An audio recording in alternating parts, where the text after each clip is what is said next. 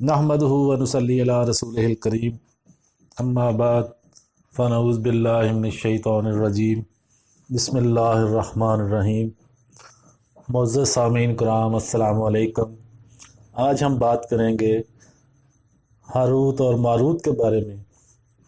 हज़रत इदरीस अलैहिस्सलाम के ज़माने में इंसान बहुत बदअमल हो गए थे।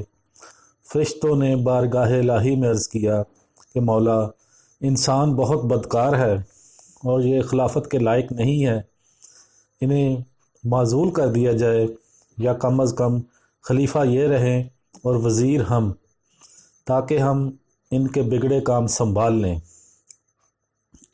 अल्लाह ताला का इरशाद हुआ कि उसको गुस्सा और शहवत दी गई है जिससे ज़्यादा गुनाह करता है। अगर ये चीज़ें तुमको मिलें तो तुम भी गुनाह करने लगो। फरिश्ते बोले, मौला करीम, हम तो गुनाह के पास भी न जाएंगे, चुनाचे कितना ही गुस्सा और शहवत हो। हुक्म रब्बी हुआ कि अच्छा, तुम अपनी जमात में से आला दर्जे के परहेज़गार फरिश्ते छांट लो, उनको गुस्सा और शहवत दे देते हैं, फिर इम्तिहान हो जाएगा।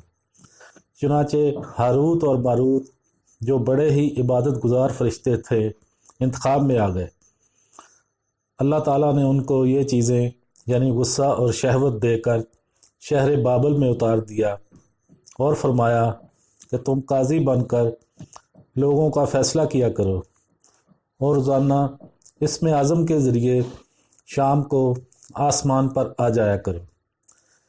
ये दोनों 1 महीने तक ऐसे ही आते जाते रहे। इतने अरसे में इनके अदल व इंसाफ का आम चर्चा हो गया और बहुत मुकदमे इनके पास आने लगे। एक रोज़ एक नहायत हसीन व जमील औरत ने, जिसका नाम ज़हरा था, ये मुल्क फ़ारस की रहने वाली थी, उसने अपने खावंद के ख़िलाफ़ मुकदमा दायर किया। ये दोनों उसे देखते ही आशिक़ ज़ार हो गए और उससे बुरे काम की ख्वाहिश की। उसने कहा, मेरा दीन कुछ और है और तुम्हारा दीन कुछ और इख्तलाफ होते हुए ये नहीं हो सकता।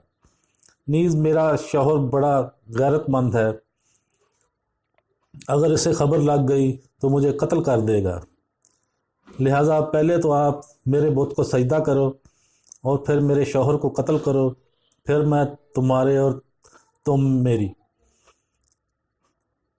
उन्होंने इनकार कर दिया। वो चली गई, मगर इनके दिल में उसके इश्क की आग भड़क गई।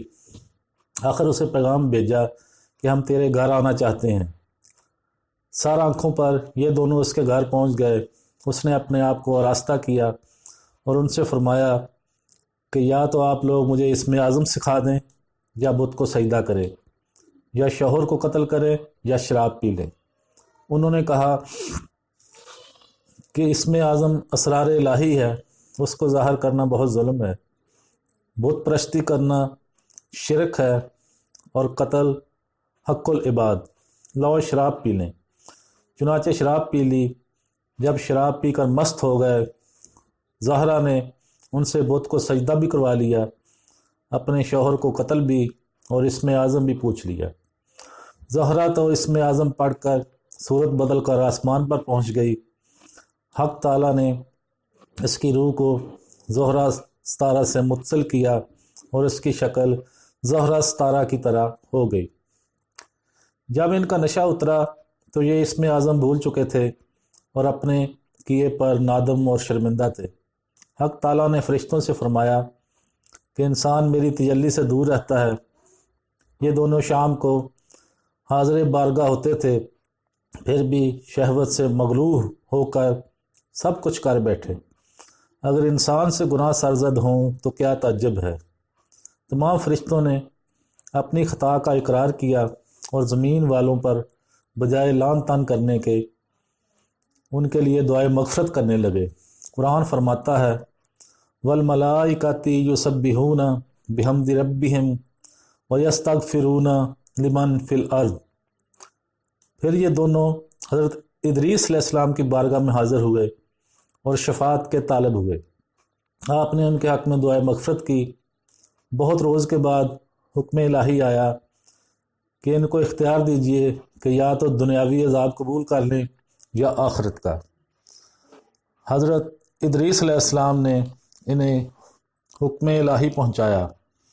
انہوں نے عرض کیا کہ یا نبی اللہ، دنیا کا عذاب فانی اور آخرت کا عذاب ابدالآباد تک باقی رہے گا، ہم کو دنیاوی عذاب قبول ہے۔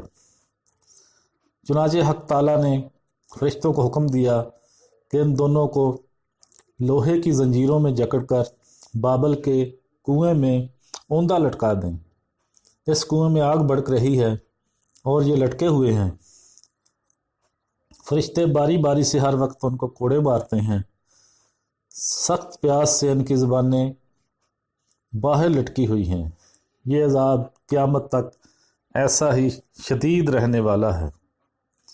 تو معزز سامعین کرام، یہ تھا ہمارا آج کا موضوع۔ نیکسٹ ٹائم ہم کسی اور موضوع کے ساتھ حاضر ہوں گے۔ تب تک اجازت دیجیے۔